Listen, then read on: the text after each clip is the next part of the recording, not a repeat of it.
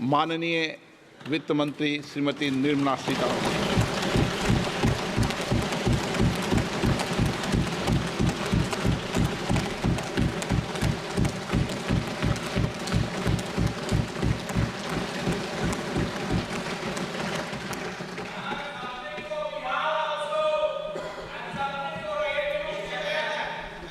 Honorable Speaker, I present the budget for 24-25. Introduction.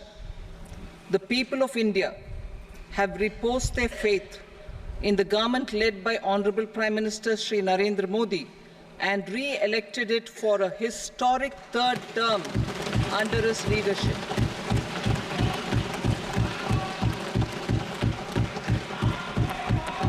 We are grateful for their support, faith, and trust in our policies. We are determined to ensure that all Indians, regardless of religion, caste, gender, and age, make substantial progress in realizing their life goals and aspirations. Global context. The global economy, while performing better than expected, is still in the grip of policy uncertainties. Elevated asset prices, political uncertainties, and shipping disruptions continue to pose significant downside risks for growth and upside risks to inflation. In this context, India's economic growth continues to be the shining exception and will remain so in the years ahead.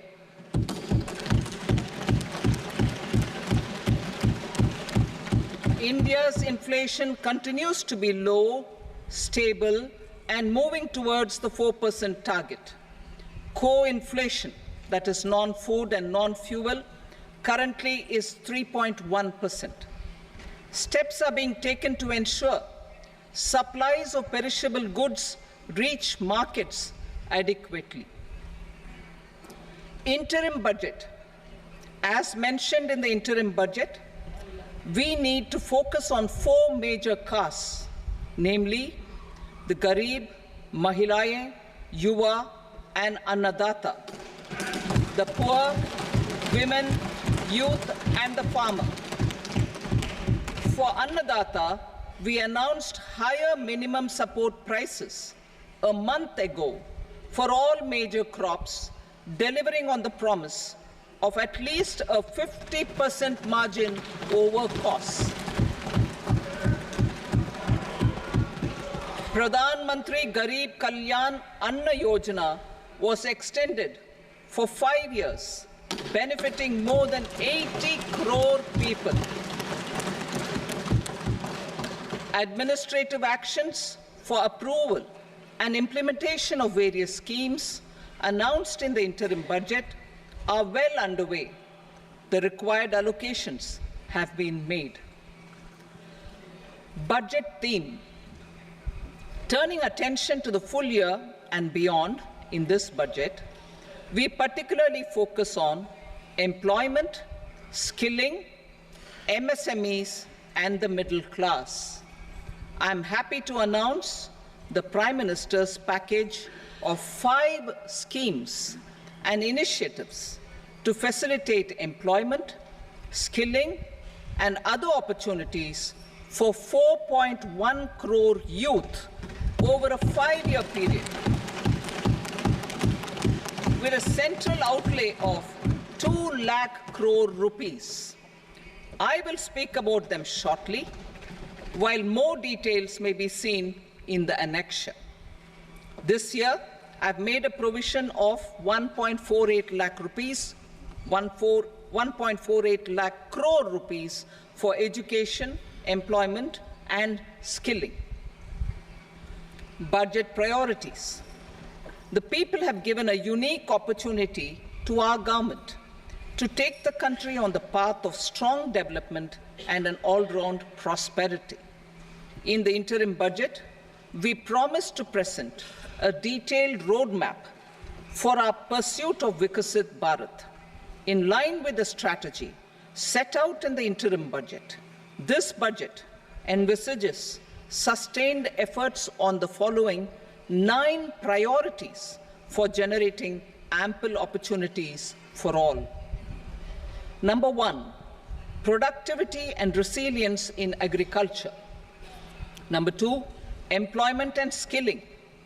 Number 3, inclusive human resource development and social justice. 4, manufacturing and services. 5, urban development. 6, energy security. 7, infrastructure.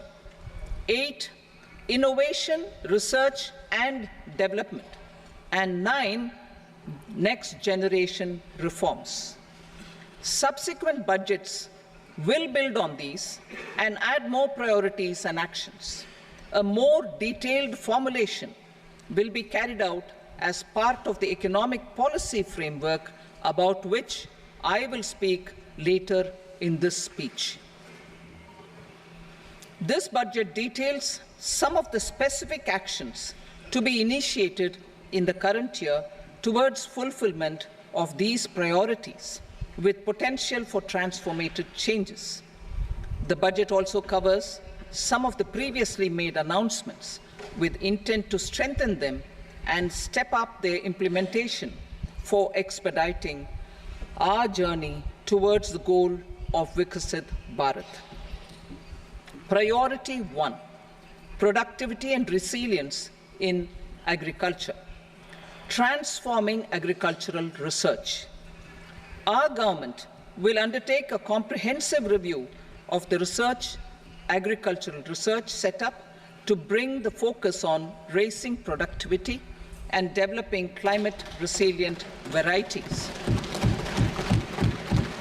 Funding will be provided in challenge mode, including to the private sector. Domain experts, both from the government and outside, will oversee the conduct of such research. Release of new varieties. New 109 high-yielding and climate-resilient varieties of 32 field and horticultural crops will be released for cultivation by farmers. Natural farming. In the next 2 years, 1 crore farmers across the country will be initiated into natural farming, supported by certification and branding. Implementation will be through scientific institutions and willing gram panchayats. 10,000 need-based bio-input resource centers will be established. Missions for pulses and oil seeds. For achieving self-sufficiency in pulses and oil seeds, we will strengthen their production, storage, and marketing. As announced in the interim budget, a strategy is being put in place to achieve Atmanirbharta for oil seeds such as mustard, groundnut, sesame, soybean, and sunflower. Vegetable production and supply chains. Large-scale clusters for vegetable production will be developed closer to major consumption centers. We will promote farmer-producer organizations, cooperatives, and startups for vegetable supply chains, including for collection and storage and marketing. Digital public infrastructure for agriculture. Buoyed by the success of the pilot project, our government, in partnership with the states, will facilitate the implementation of the digital public infrastructure in agriculture for coverage of farmers and their lands in 3 years. During this year, digital crop survey for Kharif using the DPI will be taken up in 400 districts. The details of 6 crore farmers and their lands will be brought into the farmer and land registries. Further, the issuance of Jan Samarth-based Kisan credit cards will be enabled in 5 states. shrimp production and export. Financial support for setting up a network of nucleus breeding centers for shrimp brood stocks will be provided. Financing for shrimp farming, processing, and export will be facilitated through NABARD. National cooperation policy. Our government will bring out a national cooperation policy for systematic, orderly, and all-round development of the cooperative sector, fast-tracking growth of rural economy and generation of employment opportunities on a large scale will be the policy goal. This year, I have made a provision of 1.52 lakh crore rupees for agriculture and allied sectors.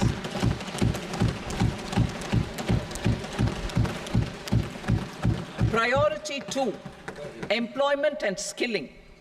Employment-linked incentive. Our government will implement following 3 schemes for employment-linked incentive as part of the Prime Minister's package. These will be based on enrollment in the EPFO and focus on recognition of first-time employees and support to employees and employers. Scheme A, first-timers. This scheme will provide 1 month wage to all persons newly entering the workforce in all formal sectors.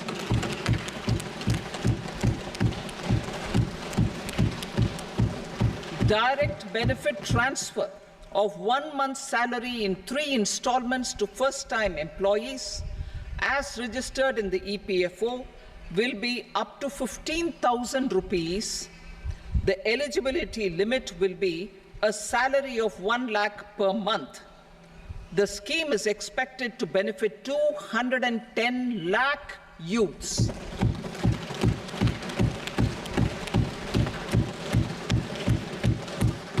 Scheme B, job creation in manufacturing. This scheme will incentivize additional employment in the manufacturing sector linked to the employment of first-time employees. An incentive will be provided at specified scale directly both to the employee and the employer with respect to the EPFO contribution in the first 4 years of employment. The scheme is expected to benefit 30 lakh youth entering employment and their employers.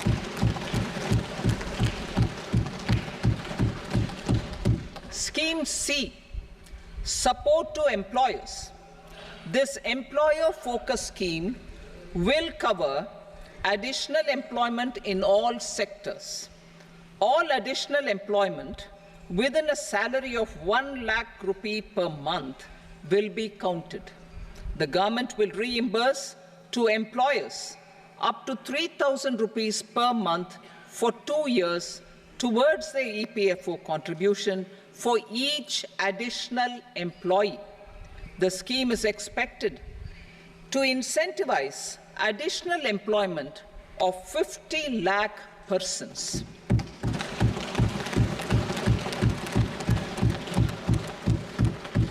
Participation of women in the workforce. We will facilitate higher participation of women in the workforce through setting up of working women hostels in collaboration with industry and establishing creches. In addition, the partnership will seek to organize women-specific skilling programs and promotion of market access for women SHG enterprises. Skilling program. I'm happy to announce a new centrally sponsored scheme as the 4th scheme under the Prime Minister's package for skilling in collaboration with state governments and industry. 20 lakh youth will be skilled over a 5-year period.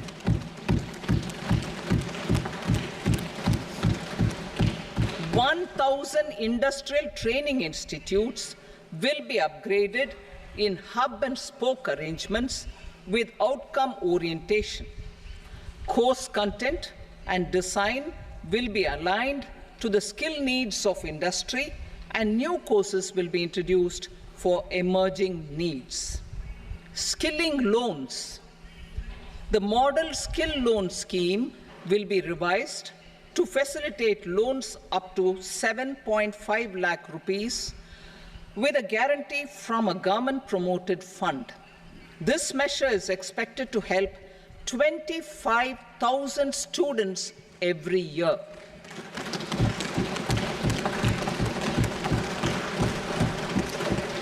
Education loans.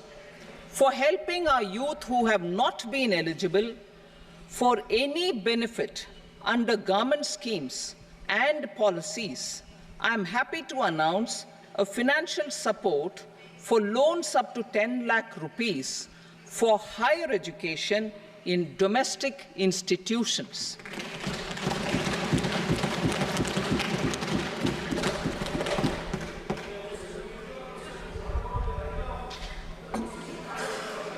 E-vouchers for this purpose.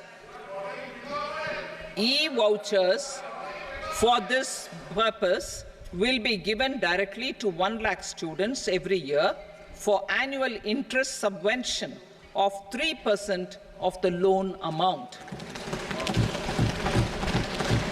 Priority 3, inclusive human resource development and social justice. Saturation approach. Our government is committed to all-round, all-pervasive, and all-inclusive development of people, particularly farmers, youth, women, and the poor. For achieving social justice comprehensively, the saturation approach of covering all eligible people through various programs, including those for education and health, will be adopted to empower them by improving their capabilities. Implementation of schemes meant for supporting economic activities by craftsmen, artisans, self-help groups, scheduled caste, scheduled tribe, and women entrepreneurs and street vendors such as the PM Vishwakarma, PM Swanidhi, National Livelihood Missions, and Stand Up India will be stepped up. Purvodaya. The states in the eastern part of the country are rich in endowments and have strong cultural traditions. We will formulate a plan, Purvodaya, for the all-round development of the eastern region of the country, covering Bihar, Jharkhand, West Bengal, Odisha, and Andhra Pradesh. This will cover human resource development, infrastructure, and generation of economic opportunities to make the region an engine to attain Vikasit Bharat. On the Amritsar-Kolkata industrial corridor, we will support development of an industrial node at Gaya. This corridor will catalyze industrial development of the eastern region.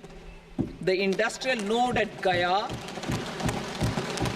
will also be a good model for developing our ancient centers of cultural importance into future centers of modern economy. This model shall showcase Vikas B, Virasat B in our growth trajectory. We will also support development of road connectivity projects, namely 1. Patna-Purnia Expressway, 2. Buxar-Bhagalpur Expressway, 3. Bodh Gaya, Rajgir, Vaishali and Darbhanga spurs, and 4. Additional 2-lane bridge over River Ganga at Buxar at a total cost of 26,000 crore rupees.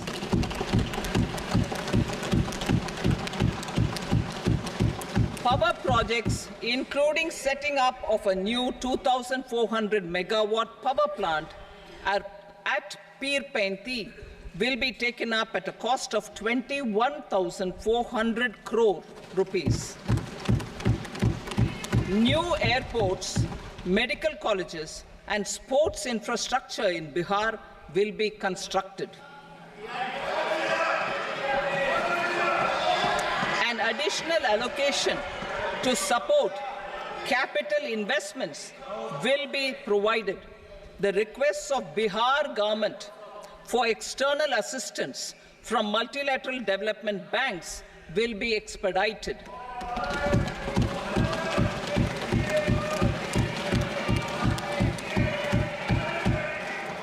Andhra Pradesh Reorganization Act.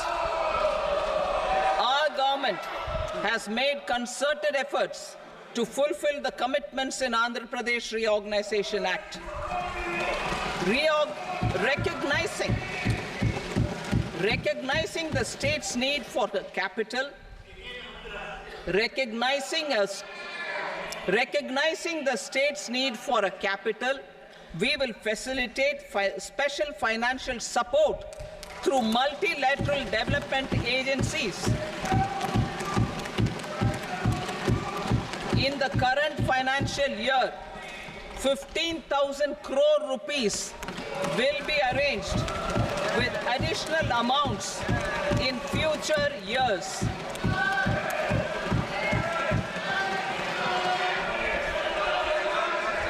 Our government is fully committed to financing and early completion of the Polavaram irrigation project, which is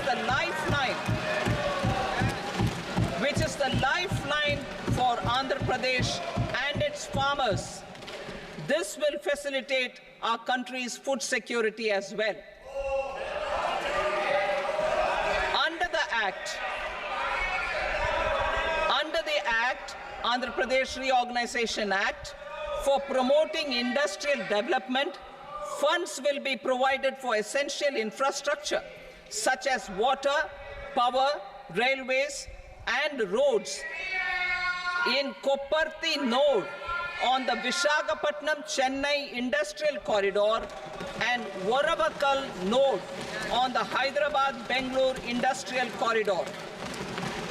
An additional allocation will be provided this year towards capital investment for economic growth. Grants for backward regions of Rayalaseema, Prakasham, North Coastal Andhra, as stated in the Act, will be provided. PM Awas Yojana. 3 crore additional houses under the PM Awas Yojana in rural and urban areas in the country have been announced, for which the necessary allocations are being made.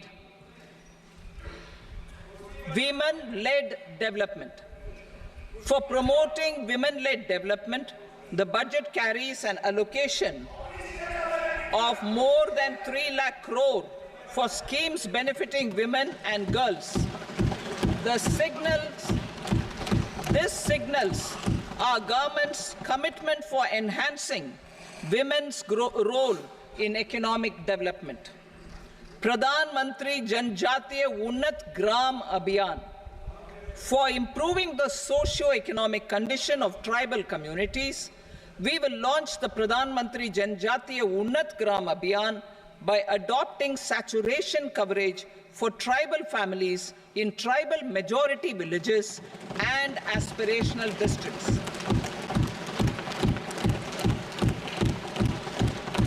This will cover 63,000 villages, benefiting 5 crore tribal people. Bank branches in northeastern region. More than 100 branches of India Post Payment Bank will be set up in the northeast region to expand the banking services. This year, I have made a provision of 2.66 lakh crore rupees for rural development, including rural infrastructure. Priority 4, manufacturing and services Support for promotion of MSMEs. This budget provides special attention to MSMEs and manufacturing, particularly labor-intensive manufacturing. We have formulated a package covering financing, regulatory changes, and technology support for MSMEs to help them grow and also compete globally, as mentioned in the interim budget. I am happy to announce the following specific measures. Credit guarantee scheme for MSMEs in the manufacturing sector. For facilitating term loans to MSMEs for purchase of machinery and equipment without collateral or third-party guarantee, a credit guarantee scheme will be introduced. The scheme will operate on pooling of credit risks of such MSMEs. A separately constituted self-financing guarantee fund will provide to each applicant guarantee cover up to 100 crore rupees, while the loan amount may be larger. The borrower will have to provide an upfront guarantee fee and an annual guarantee fee on the reducing loan balance. New assessment model for MSME credit. Public sector banks will build their own in-house capability to assess MSMEs for credit instead of relying on external assessment. They will also take a lead in developing or getting developed a new credit assessment model based on the scoring of digital footprints of the MSMEs in the economy. This is expected to be a significant improvement over the traditional assessment of credit eligibility based only on asset or turnover criteria. That will also cover MSMEs without a formal accounting system. Credit support to MSMEs during stress period.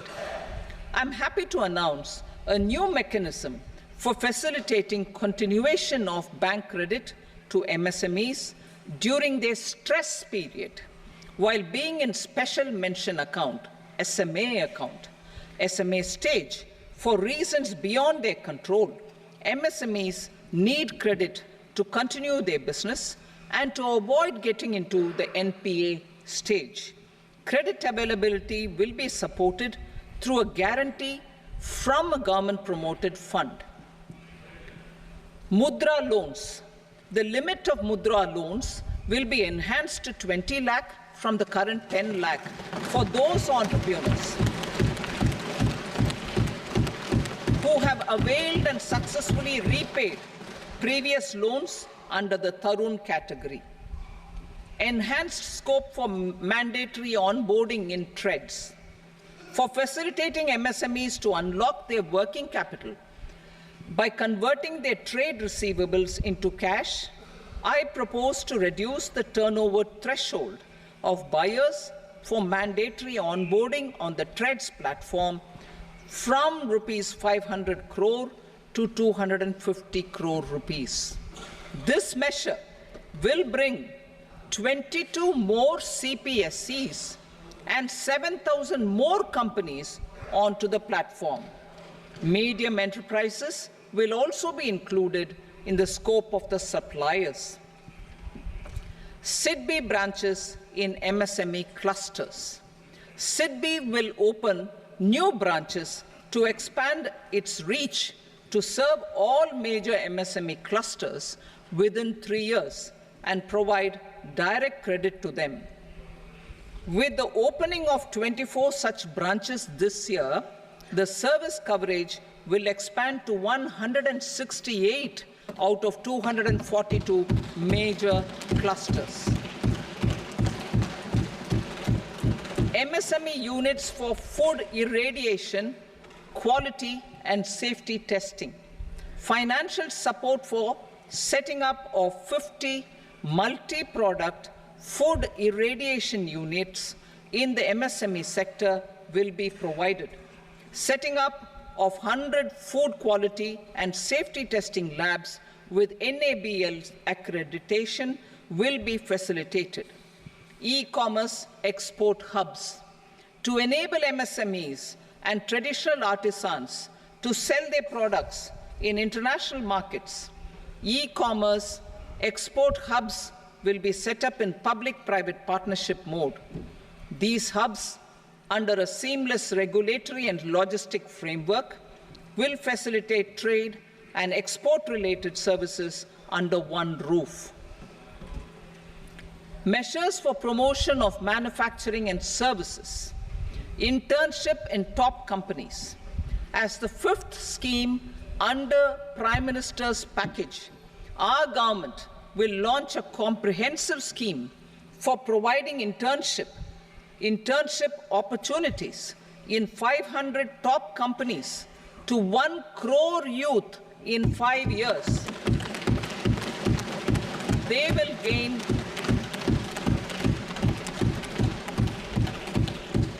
will gain exposure for 12 months to real-life business environment, varied professions, and employment opportunities. An internship allowance of 5,000 per month, 5,000 rupees per month, along with a one-time assistance of 6,000 rupees will be provided. Companies will be expected to bear the training cost and 10% of their internship cost from their CSR funds. Industrial parks. Our government will facilitate development of investment-ready, plug-and-play industrial parks with complete infrastructure in or near 100 cities in partnership with the states and private sector by better using town planning schemes. 12 industrial parks under the National Industrial Corridor Development Program also will be sanctioned.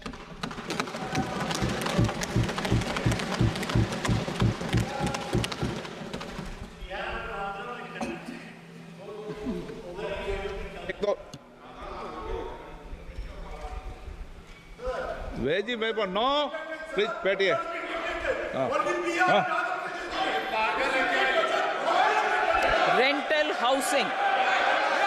Rental housing with dormitory type accommodation for industrial workers will be, just 1 minute. Rental housing, I repeat, rental housing with dormitory type accommodation for industrial workers will be facilitated in PPP mode with VGF support and commitment from anchor industries.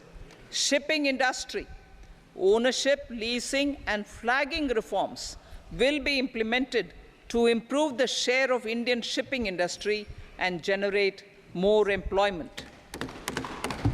Critical mineral mission. We will set up a critical mineral mission for domestic production, recycling of critical minerals, and overseas acquisition of critical mineral assets. Its mandate will include technology development, skilled workforce, extended producer responsibility framework, and a suitable financing mechanism. Offshore mining of minerals. Our government will launch the auction of the first tranche of offshore blocks for mining, building on the exploration already carried out. Digital public infrastructure applications. Turning to the services sector, I propose development of DPI applications at population scale for productivity gains, business opportunities, and innovation by the private sector. These are planned in the areas of credit, e-commerce, education, health, law and justice, logistics, MSME service delivery, and urban governance. Integrated technology platform for IBC ecosystem. An integrated technology platform will be set up for improving the outcomes under the Insolvency Bankruptcy Code for achieving consistency, transparency, timely processing, and better oversight for all stakeholders. Voluntary closure of LLPs. The services of the Center for Processing Accelerated Corporate Exit, CPACE, will be extended for voluntary closure of LLPs to reduce the closure times. National Company Law Tribunals. The IBC has resolved more than 1,000 companies, resulting in direct recovery of 3.3 lakh crore to creditors. 3.3 lakh crore rupees to creditors. In addition, 28,000 cases involving over 10 lakh crore rupees have been disposed of even prior to admission. Appropriate changes to the IBC, reforms and strengthening of the tribunal and appellate tribunals will be initiated to speed up insolvency resolution. Additional tribunals will be established. Out of those, some will be notified to decide cases exclusively under the Companies Act. Debt recovery. Steps for reforming and strengthening debt recovery tribunals will be taken. Additional tribunals will be established to speed up recovery. Priority 5, urban development. Cities as growth hubs. Working with states, our government will facilitate development of cities as growth hubs. This will be achieved through economic and transit planning and orderly development of peri-urban areas utilizing town planning schemes. Creative redevelopment of cities. For creative brownfield redevelopment of existing cities with a transformative impact, our government will formulate a framework for enabling policies, market-based mechanisms, and regulation. Transit-oriented development.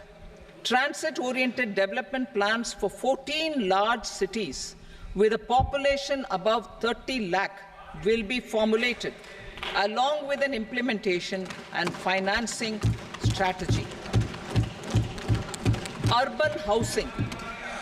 Under the PM Awas Yojana, Urban 2.0, housing needs of 1 crore urban poor and middle-class families will be addressed with an investment of 10 lakh crore rupees. This will include the central assistance of 2.2 lakh crore rupees in the next 5 years. A provision of interest subsidy to facilitate loans at affordable rates is also envisaged. In addition, enabling policies and regulations for efficient and transparent rental housing markets with enhanced availability will also be put in place. Water supply and sanitation. In partnership with state governments and multilateral development banks, we will promote water supply, sewage treatments, and solid waste management projects and services for 100 large cities through bankable projects. These projects will also envisage use of treated water for irrigation and filling up of tanks in nearby areas. Street markets. Building on the success of PM Swanidhi scheme in transforming the lives of street vendors, our government envisions a scheme to support each year over the next 5 years the development of 100 weekly hearts or street food hubs in select cities. Stamp duty. We will encourage states which continue to charge high stamp duty to moderate the rates for all and also consider further lowering duties for properties purchased by women. This reform will be made an essential component of urban development schemes. Priority 6, energy security, energy transition. In the interim budget, I had announced our strategy to sustain high and more resource-efficient economic growth, along with the energy security in terms of availability, accessibility, and affordability. We will bring out a policy document on appropriate energy transition pathways that balances the imperatives of employment, growth, and environmental sustainability. PM Surya Ghar Muft Bijli Yojana. PM Surya Ghar Muft Bijli Yojana. In line with the announcement in the interim budget,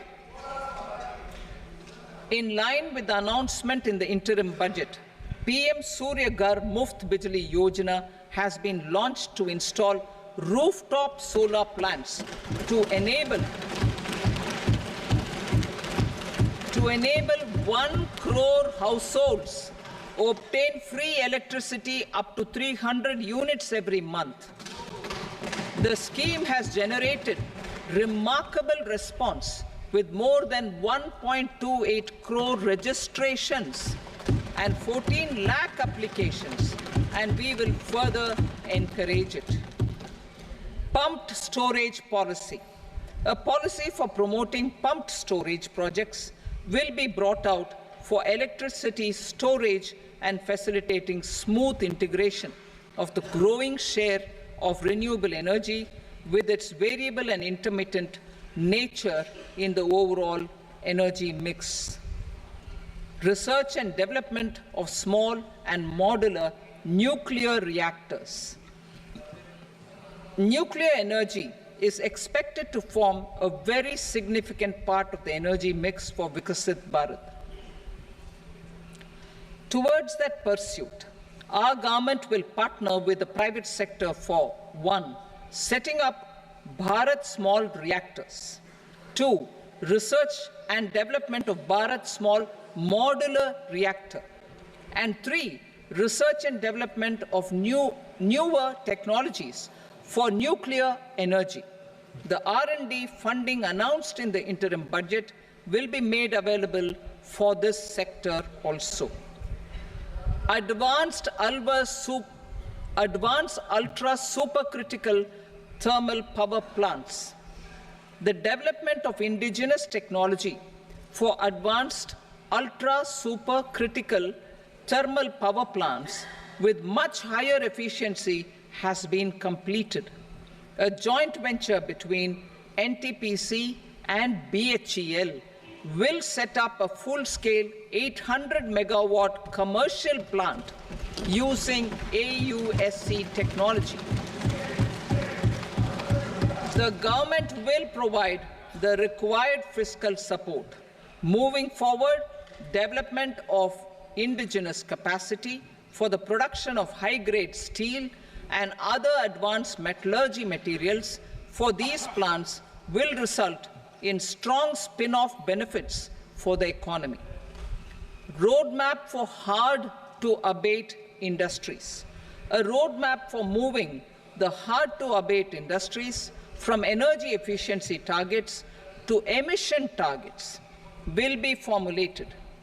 Appropriate regulations for transition of these industries from the current perform, achieve, and trade mode to Indian carbon market mode will be put in place.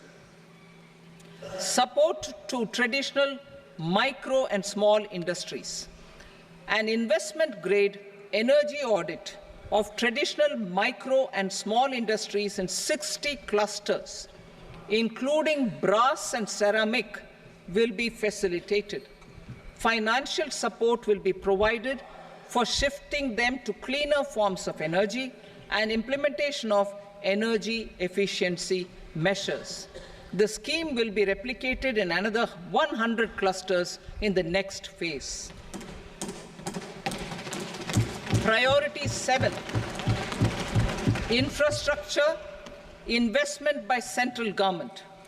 Significant investment the central government has made over the years in building and improving infrastructure has had a strong multiplier effect on the economy.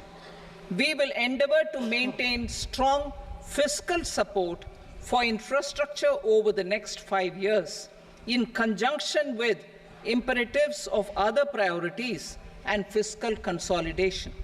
This year, I have provided 11,11,111 crore rupees for capital expenditure.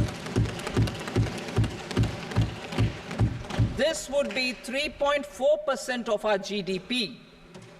Infrastructure investment by state governments. We will encourage states to provide support of similar scale for infrastructure, subject to their development priorities. A provision of 1.5 lakh crore rupees for long-term interest-free loans have been made this year also to support the states in their resource allocation. Private investment in infrastructure. Investment in infrastructure by private sector will be promoted through viability gap funding and enabling policies and regulations. A market-based financing framework will be brought out. Pradhan Mantri Gram Sadak Yojana, Phase 4 of the PMGSY will be launched to provide all-weather connectivity to 25,000 rural habitations, which have become eligible in view of their population increase. Irrigation and flood mitigation. Bihar has frequently suffered from floods, many of them originating outside the country. Plans to build flood control structures in Nepal are yet to progress. Our government, through the Accelerated Irrigation Benefit Program and other sources, will provide financial support for projects with estimated cost of 11,500 crore rupees, such as the Kosi-Michi intra-state link and 20 other ongoing and new schemes, including barrages, river pollution abatement, and irrigation projects. In addition, survey and investigation of Kosi-related flood mitigation and irrigation projects will be undertaken.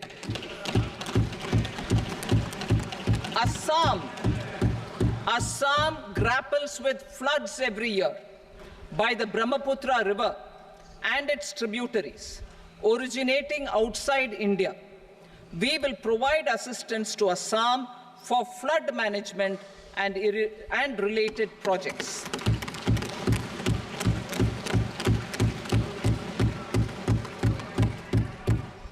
Himachal Pradesh suffered extensive losses due to floods last year. Our government will provide assistance to the state for reconstruction and rehabilitation through multilateral development assistance.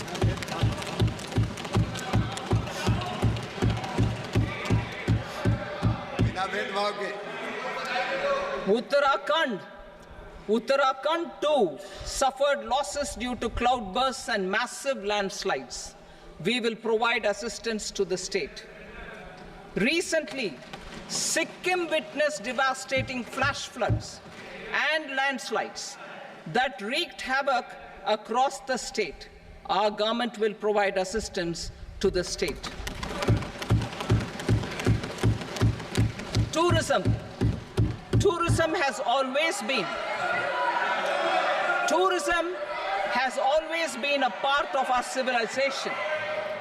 Our efforts in positioning India as a global tourist destination will also create jobs, stimulate investments, and unlock economic opportunities for other sectors. In addition to the measures outlined in the interim budget, I propose the following measures. Vishnupad Temple at Gaya and Mahabodhi Temple at Bodh Gaya in Bihar are of immense spiritual significance. Comprehensive development of Vishnupad Temple Corridor and Mahabodhi Temple Corridor will be supported, modeled on the successful Kashi Vishwanath Temple Corridor to transform them into world-class pilgrim and tourist destinations. Rajgir holds immense religious significance for Hindus, Buddhists and Jains.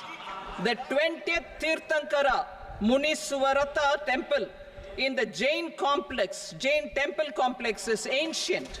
The Saptarishi, or the 7 hot springs, form a warm water Brahmkund that is sacred. A comprehensive development initiative for Rajgir will be undertaken. Our government will support the development of Nalanda as a tourist center, besides reviving Nalanda University to its glorious stature. Odisha's scenic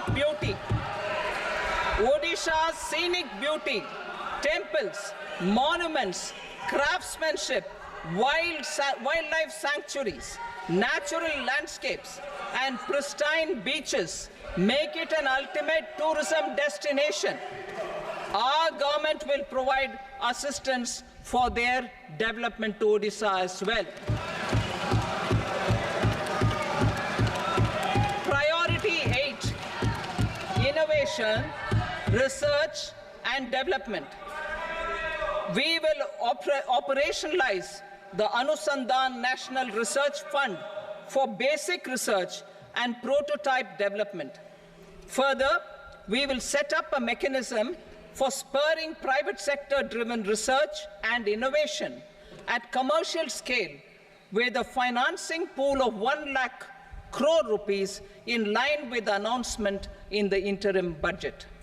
Space economy. With our continued emphasis on expanding the space economy by 5 times in the next 10 years, a venture capital fund of 1,000 crore rupees will be set up. Priority 9, next generation reforms. Economic policy framework. We will formulate an economic policy framework to delineate the overarching approach to economic development and set the scope of the next generation of reforms for facilitating employment opportunities and sustaining high growth. Our government will initiate and incentivize reforms for 1. Improving productivity of factors of production, and 2. Facilitating markets and sectors to become more efficient. These reforms will cover all factors of production, namely land, labor, capital, and entrepreneurship, and technology as an enabler of improving total factor productivity and bridging inequality. Effective implementation of several of these reforms requires collaboration between the center and the states, and building consensus as development of the country lies in development of the states. For promoting competitive federalism and incentivizing states for faster implementation of reforms, I propose to earmark a significant part of the 50-year interest-free loan. Working with the states, we will initiate the following reforms.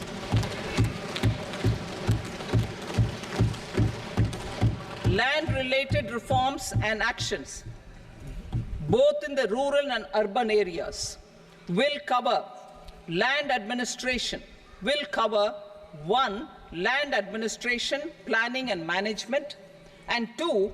Urban planning usage and building bylaws. These will be incentivized for completion within the next 3 years through appropriate fiscal support. Rural land-related actions. Rural land-related actions will include 1. Assignment of unique land parcel identification number, UL PIN, or Bhu Aadhaar for all lands. 2. Digitization of cadastral maps. 3. Survey of subdivisions, survey of map subdivisions as per current ownership. 4. Establishment of land registry. And 5. Linking to the farmers registry. These actions will also facilitate credit flow and other agricultural services. Urban land-related actions. Land records in urban areas will be digitized with GIS mapping, an IT-based system for property record administration, updating, and tax administration will be established. These will also facilitate improving the financial position of urban local bodies. Labor-related reforms, services to labor. Our government will facilitate the provision of a wide array of services to labor, including those for employment and skilling. A comprehensive integration of e-Shram portal with other portals will facilitate such one-stop solution.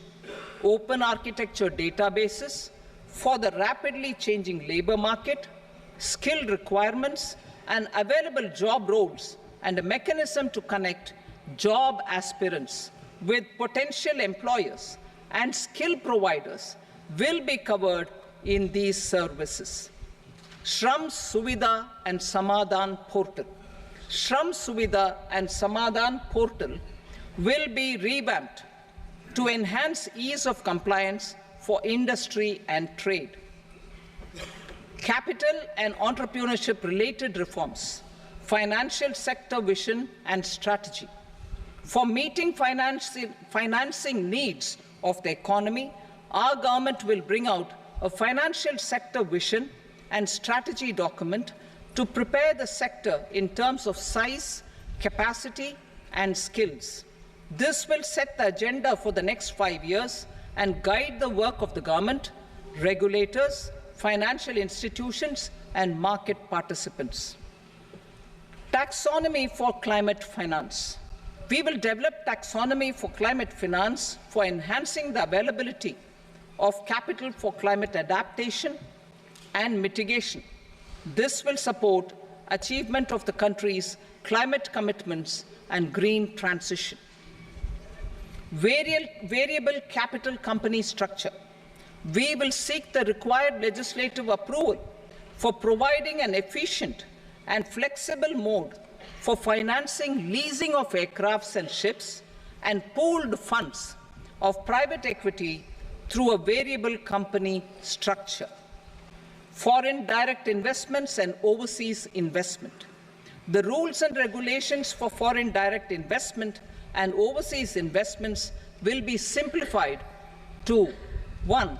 Facilitate foreign direct investments, 2. Nudge prioritization, and 3. Promote opportunities for using Indian rupee as a currency for overseas investment. NPS Vatsalya. NPS Vatsalya, a plan for contribution by parents and guardians for minors, will be started.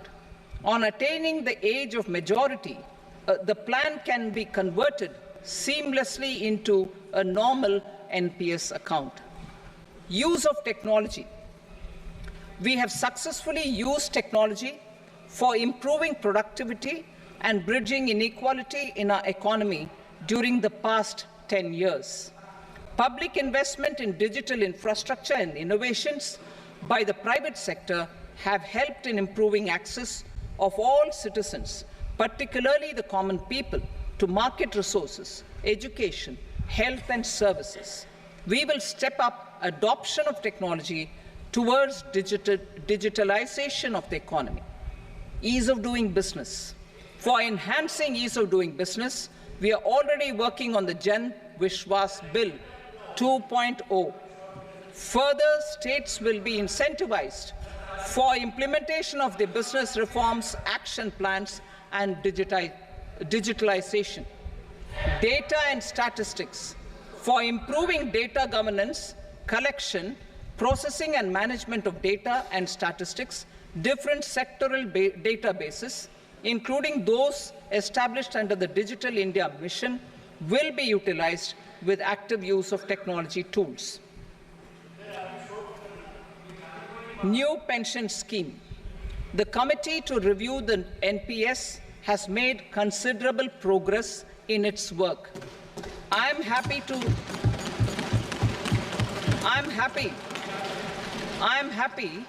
that the staff side of the National Council of the Joint Consultative Machinery for Central Government Employees has taken a constructive approach.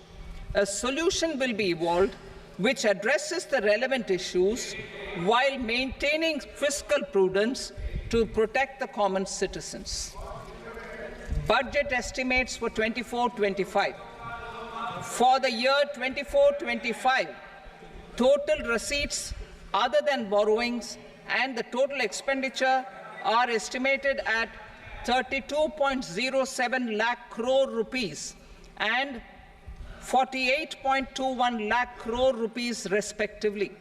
The net tax receipts are estimated at 25.83 lakh crore rupees. The fiscal deficit is estimated at 4.9% of the GDP.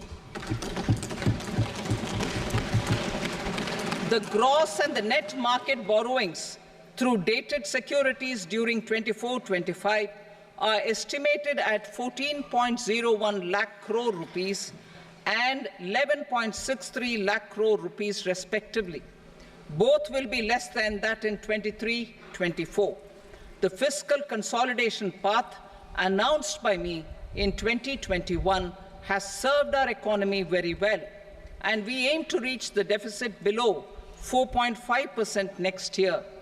The government is committed to staying the course.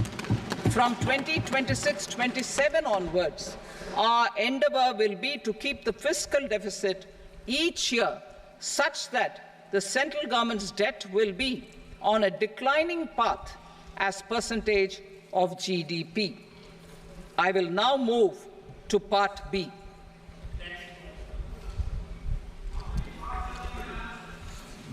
Indirect taxes. Sir, I start with GST. It has decreased tax incidence on the common man, reduced compliance burden and logistics cost for trade and industry, and enhanced revenues of the central and the state governments. It is a success of vast proportions. To multiply the benefits of GST, we will strive to further simplify and rationalize the tax structure and endeavour to expand it to the remaining sectors. My proposals for customs duties intend to support domestic manufacturing, deepen local value addition, promote export competitiveness, and simplify taxation while keeping the interest of the general public and consumers surmount. In Budget 22-23, we reduced the number of customs duty rates. I propose to undertake a comprehensive review of the rate structure over the next 6 months to rationalize and simplify it for ease of trade, removal of duty inversion, and reduction of disputes. I shall now take up sector-specific customs duty proposals. Medicine and medical equipments. To provide relief to cancer patients, I propose to fully exempt 3 more medicines from customs duties.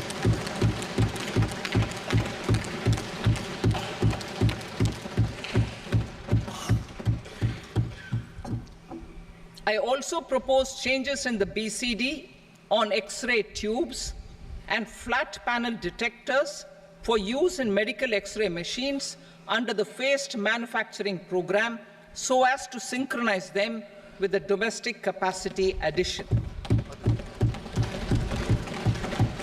Mobile phone and related parts. With a 3-fold increase in domestic production and almost a 100-fold jump in exports of mobile phones over the last 6 years, the Indian mobile industry has matured. In the interest of consumers, I now propose to reduce the BCD on mobile phone, mobile PCBA, and mobile charger to 15%. Critical minerals. Minerals such as lithium, copper, cobalt, and rare earth elements are critical for sectors like nuclear energy, renewable energy, space, defense, telecommunications, and high-tech electronics. I propose to fully exempt customs duties on 25 critical minerals and reduce BCD on 2 of them. This will provide a major fillip to the processing and refining of such minerals and help secure their availability for these strategic and important sectors. Solar energy. Energy transition is critical in the fight against climate change. To support energy transition, I propose to expand the list of exempted capital goods for use in the manufacture of solar cells and panels in the country.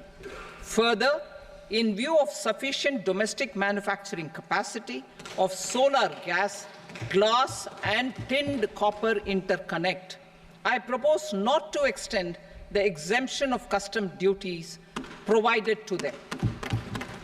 Marine products.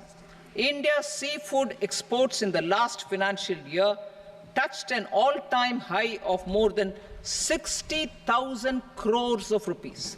Frozen shrimp accounted for about 2/3 of these exports.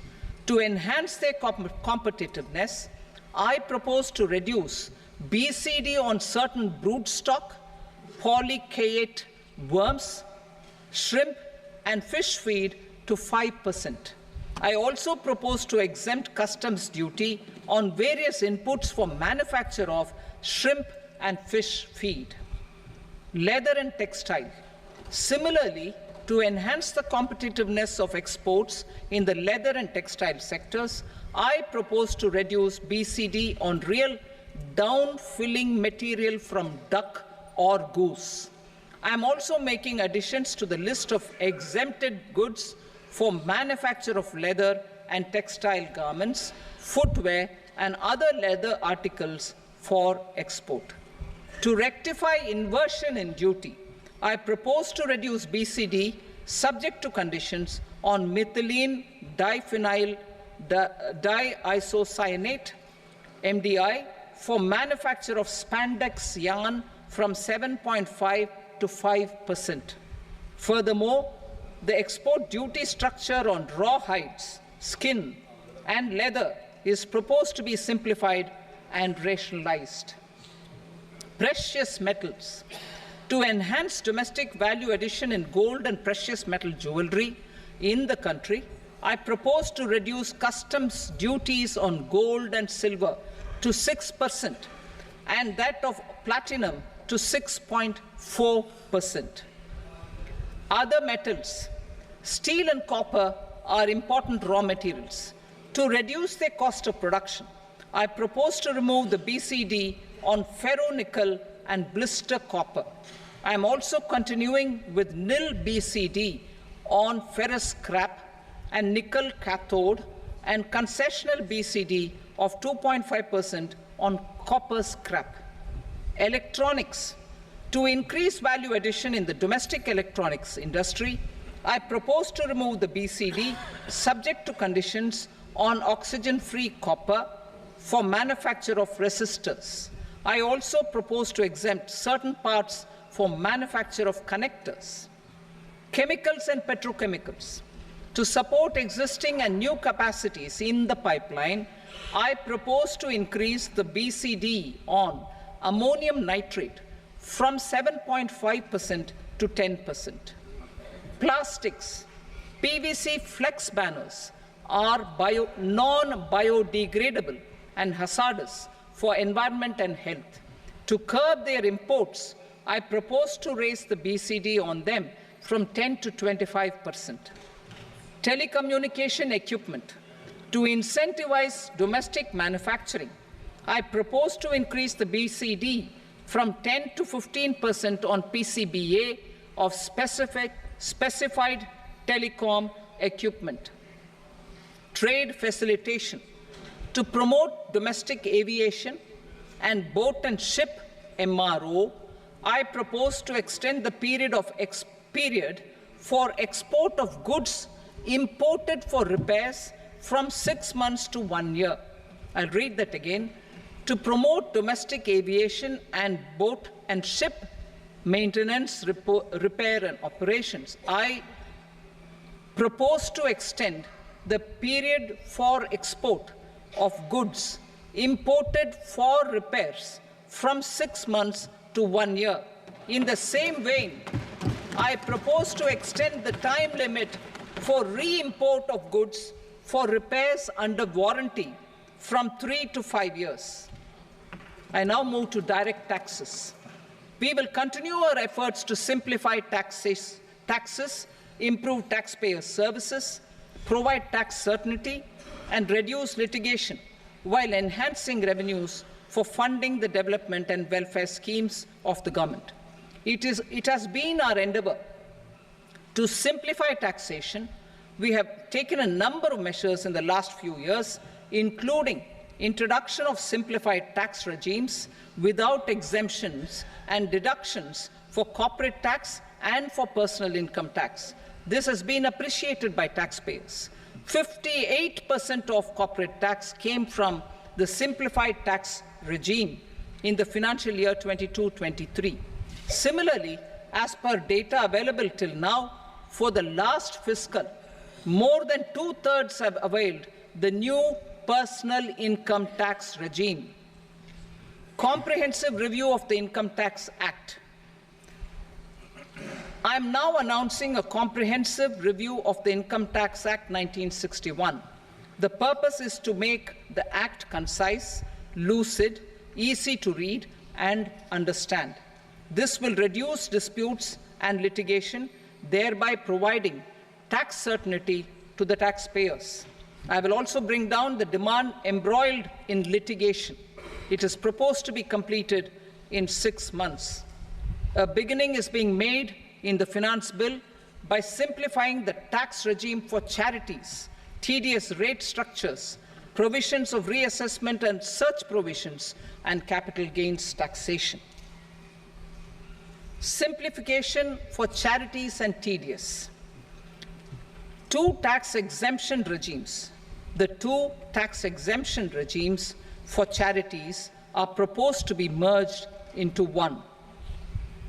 The 5% TDS rate on many payments is being merged into the 2% TDS rate, and the 20% TDS rate on repurchase of units by mutual funds or UTI is being withdrawn. TDS rate on e-commerce operators is proposed to be reduced from 1 to 0.1%. Moreover, credit of TCS is proposed to be given in the TDS to be deducted on salary. Further, I propose to decriminalize delay for payment of TDS up to the due date of filing statement for the same. I also plan to provide a standard operating procedure for TDS defaults and simplify and rationalize the compounding guidelines for such defaults. Simplification of reassessment. I propose to thoroughly simplify the provisions for reopening and reassessment. An assessment hereinafter can be reopened beyond 3 years from the end of the assessment year only if the escaped income is 50 lakh rupees or more, up to a maximum period of 5 years from the end of the assessment year. Even in such cases, a time limit of 6 years before the year of the search, as against the existing time limit of 10 years, is being proposed. This will reduce tax uncertainty and disputes. Simplification and rationalization of capital gains. Capital gains taxation is also proposed to be hugely simplified. Short-term gains on certain financial assets shall henceforth attract a tax rate of 20%, while that on all other financial assets and all non-financial assets shall continue to attract the applicable tax rate. Long-term gains on all financial and non-financial assets, on the other hand, will attract a tax rate of 12.5%. For the benefit of the lower and the middle income classes, I propose to increase the limit of exemption of capital gains on certain financial assets to 1.25 lakh rupees per year. Listed financial assets held for more than a year will be classified as long-term, while unlisted financial assets and all non-financial assets will have to be held for at least 2 years to be classified as long-term. Unlisted bonds and debentures, debt mutual funds, and market-linked debentures, irrespective of holding period, however, will attract tax on capital gains at applicable rates. Taxpayer services. All the major taxpayer services under GST and most services under customs and income tax have been digitalized. All remaining services of customs and income tax, including rectification and order giving effect to appellate orders, shall be digitalized and made paperless over the next 2 years. Litigation and appeals. While our concerted efforts to reduce pendency of appeals at various appellate fora are beginning to show good results, it will continue to engage our highest attention. To dispose of the backlog of first appeals, I plan to deploy more officers to hear and decide such appeals, especially those with large tax effect. For resolution of certain income tax disputes pending an appeal, I am also proposing Vivad Se Vishwas Scheme 2024. Further, I propose to increase monetary limits for filing appeals related to direct taxes, excise, and service tax in the tax tribunals, high courts, and Supreme Court to 60 lakh rupees, 2 crore rupees, and 5 crore respectively, with a view to reduce litigation and provide certainty in international taxation. We will expand the scope of safe harbor rules and make them more attractive. We will also streamline the transfer pricing assessment procedure. Employment and investment. I have a few proposals to promote investment and foster employment. First of all, to bolster the Indian startup ecosystem, boost the entrepreneurial spirit, and to support innovation, I propose to abolish the so-called angel tax for all classes of investors. Second, there is tremendous potential for cruise tourism in India. To give a fillip to this employment-generating industry, I am proposing a simpler tax regime for foreign shipping companies operating domestic cruises in the country. Third, India is a world leader in the diamond cutting and polishing industry, which employs a large number of skilled workers. To further promote the development of this sector, we would provide for safe harbor rates for foreign mining companies selling raw diamonds in the country. Fourth, to attract foreign capital for our development needs, I propose to reduce the corporate tax rate on foreign companies from 40% to 35%. Deepening the tax base. I have a couple of proposals for deepening the tax base. First, security transaction tax on futures and options of securities is proposed to be increased to 0.02% and 0.1% respectively. Second, for reasons of equity, I propose to tax income received on buyback of shares in the hands of recipients. Other proposals. To improve social security benefits, deduction of expenditure by employers towards NPS is proposed to be increased from 10 to 14% of the employee's salary. Similarly, deduction of this expenditure up to 14% of salary from the income of employees in private sector, public sector banks and undertakings opting for the new tax regime is proposed to be provided. Indian professionals working in multinationals get ESOPs and invest in social security schemes and other movable assets abroad, non-reporting of such small foreign assets has penal consequences under the Black Money Act. Such non-reporting of movable assets up to 20 lakh rupees is proposed to be depenalized. Other major proposals in the finance bill relate to withdrawal of equalization levy of 2%, expansion of tax benefits to certain funds and entities in IFSCs, and immunity from penalty and prosecution to Benamidar on full and true disclosure so as to improve conviction under the Benami Transaction Prohibition Act 1988. Personal income tax. Coming to personal income tax rates, I have two announcements to make for those opting for the new tax regime.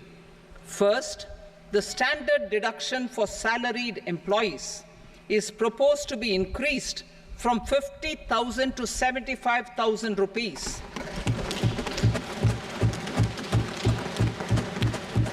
Similarly, deduction on family pension for pensioners is proposed to be enhanced from 15,000 to 25,000 rupees. This will provide relief to about 4 crore salaried individuals and pensioners.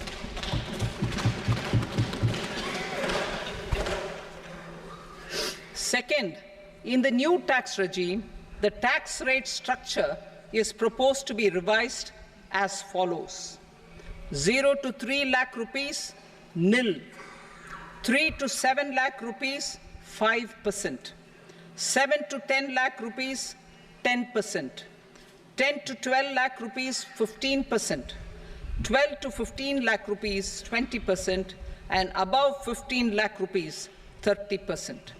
As a result of these changes, a salaried employee in the new tax regime stands to save up to 17,500 rupees in income tax.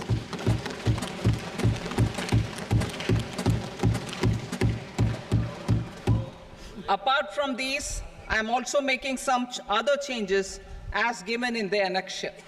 As a result of these proposals, revenue of about 37,000 crore, that is 29,000 crore in direct taxes and 8,000 crore in indirect taxes, will be foregone, while revenue of about 30,000 crore rupees will be additionally mobilized. Thus, the total revenue foregone is about 7,000 crores annually. Mr. Speaker, sir, with this, I commend the budget to this august House. Jai Hind.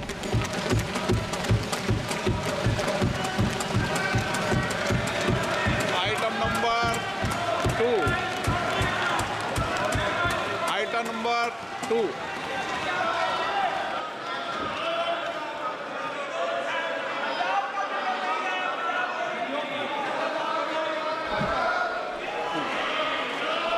Sir, with your permission, I rise to lay on the table the following statements under Section 3 of the Fiscal Responsibility and Budget Management, FRBM Act 2003, Medium-Term Fiscal Policy cum Fiscal Policy Strategy Statement and Macroeconomic Framework Statement. Item number 3. Sir, with your permission, I rise to move for leave to introduce the Finance Number 2 Bill 2024. प्रश्न ये कि विधेयक को पूरा स्थापित करने की अनुमति प्रदान की जाए। जो सदस्य इसके पक्ष में हाँ कहें, जो सदस्य विरोध में ना कहें। मेरे विचार में निर्णय हाँ वालों के पक्ष में अनुमति प्रदान की जाती है। माननीय मंत्री जी, अब विधेयक पूरा स्थापित करें। Sir, I introduce the bill. Item number 4. The Union Territory of Jammu and Kashmir budget. Sir, I rise to present a statement, Hindi and English versions, of the estimated receipts and expenditure of the Union Territory of Jammu Kashmir for the year 24-25. सभा की कार्रवाई कल बुधवार दिनांक 24 जुलाई 2024 को प्राप्त 11 बजे तक के लिए स्थगित की जाती है।